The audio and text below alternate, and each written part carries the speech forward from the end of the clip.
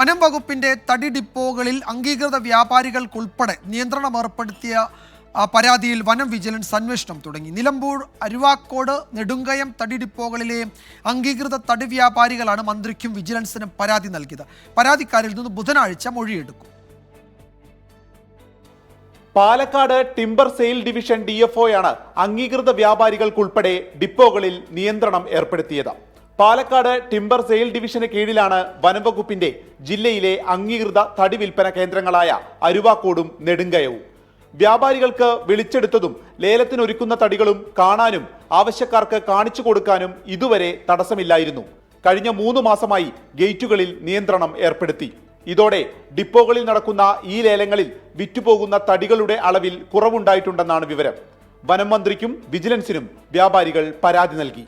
സ്വകാര്യവൽക്കരിക്കുന്ന ഒരു രീതിയിലാണ് ഈ സർക്കാർ ഡിപ്പോ കൊണ്ടുപോയിക്കാണ്ട് ബന്ധപ്പെട്ട ഉദ്യോഗസ്ഥന്മാർ ഇത് ചെയ്യുന്നത്. അത് വളരെയധികം പൊതുജനങ്ങൾക്കും മറ്റുള്ള ആളുകൾക്കൊക്കെ വളരെയധികം പ്രഹസനം ഉണ്ടാക്കുന്ന ഒരു രീതിയാണ് കണ്ടുവരുന്നത്. നിലമ്പൂർ വിജിലൻസ് റേഞ്ച് ഓഫീസർ അന്വേഷണം ആരംഭിച്ചു. ബുധനാഴ്ച മൊഴിയെടുക്കും. നിയന്ത്രണങ്ങൾ തുടരുകയാണെങ്കിൽ ഈ ലേലത്തിൽ നിന്ന് വിട്ടുനിൽക്കാനാണ് അംഗീകൃത വ്യാപാരികളുടെ തീരുമാനം. 24 മലപ്പുറം.